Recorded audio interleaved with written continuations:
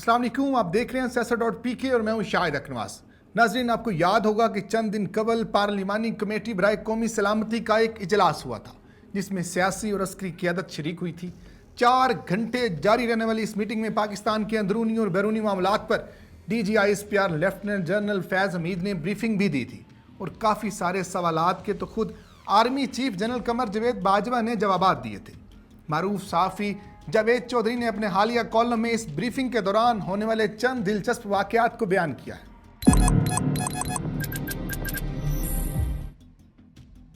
जावेद चौधरी अपने कॉलम में लिखते हैं कि ख्वाजा आसिफ की जेल से रिहाई के बाद पहली बड़ी मीटिंग थी जिसमें वो शरीक हुए थे। आर्मी चीफ ने उन्हें देखकर कहा, ख्वाजा साहब आप माशाल्लाह फ्रेश और जवान दिखाई दे रहे हैं। आप अगर 1-2 बार मजीद जेल से हो आए तो आप 18 साल के हो जाएंगे। ख्वाजा साहब ने फौरन दोनों हाथ जोड़ दिए।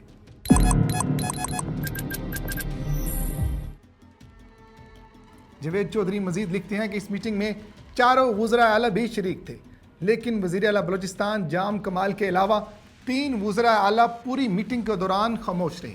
जाम कमाल ने बहुत अच्छी और मुदल्लल गुफ्तगू की। ब्रीफिंग के दौरान जब फाटा का जिक्र आया तो अस्करी क़यादत ने कहा कि आप वज़ीर आला महमूद खान से पूछें, फाटा का बजट रिलीज़ हो चुका है तो फिर वहाँ काम क्यों नहीं हो रहा। शुरा ने KPK के वज़ीर आला की कुर्सी की तरफ देखा तो वो खाली थी। वज़ीर आला मीटिंग के दौरान खामोशी से खिसक गए थे और वो इसके बाद वापस भी नहीं आए।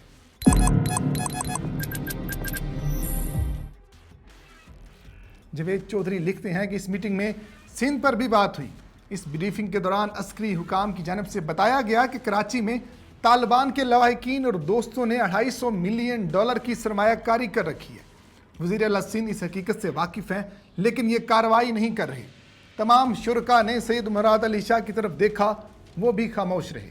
नाज़रीन, मौलाना फजलुर रहमान के साहिबजादे असद महमूद और ANP के अमीर हैदर खान के बारे में जावेद चौधरी लिखते हैं कि दोनों मुकम्मल तैयारी करके आए थे और दोनों ने खूबसूरत और टू द पॉइंट गुफ्तगू की।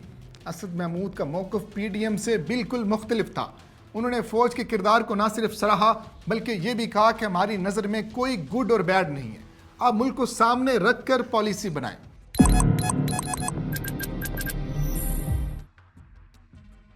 जावेद चौधरी ने यह भी बताया कि बिलावल भुट्टो ने अली वज़ीर की सिफारिश भी की, जिस पर अस्करी क़यादत ने जवाब दिया, हम रोज़ सरहदों से 10 शहदा की लाशें उठाते हैं।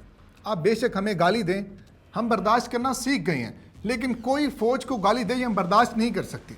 आप लोग पार्लियामेंट में बैठे हैं, आप हुकूमत से बात करें और अली वज़ीर के लिए रियायत ले लें, लेकिन जहाँ तक हमारा ताल्लुक़ है तो अली वज़ीर वहीं खड़े होकर अपनी गलती का एतराफ़ करे और फ़ौज से माफ़ी मांगे जहाँ उसने फ़ौजी जवानों के बारे में गलत अल्फाज कहे थे।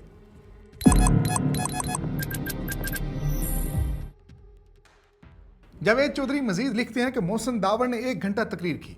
जब वो खामोश हुए तो आर्मी चीफ ने कहा, आप यहाँ मौजूद तमाम लोगों को बताएं, मैं आप और मंजूर पश्तीन को हेलीकॉप्टर में बिठा कर लाया था। आप हमसे मिलते भी रहते हैं और मैंने आपको दावत भी दी थी। आप हमारे पास आते रहा करें, हमारे साथ चाय पिया करें। ये बात सुनकर मोहसिन दावड़ खामोश रहे, जबकि शुरका हैरत से एक दूसरे की तरफ देखने लगे।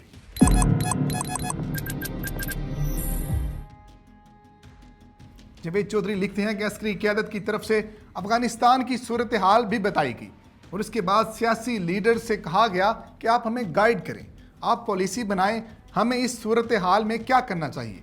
लेकिन 90% लीडर्स तैयारी के बगैर आए थे और इनके पास कोई सोल्यूशन नहीं था। ताहम सेनेटर मुशाहिद हुसैन सैयद ने आर्मी चीफ से कहा कि आप नून लीग पर हाथ होला रखें, जिस पर आर्मी चीफ का जवाब था कि हम स्टेट के नुमाइंदे हैं, हम सिर्फ वज़ीर आज़म का साथ देते हैं।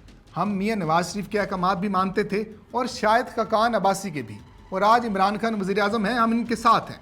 कल कोई और होगा, हम इसके साथ भी होंगे। हमारा रोल बस इतना है।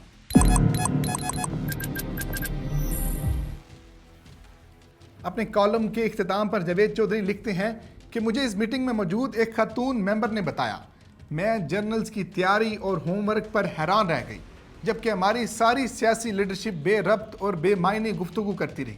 मुझे इन हालात ने मुकम्मल मायूस कर दिया। मैं शदीद डिप्रेशन के आलम में वहाँ से उठी।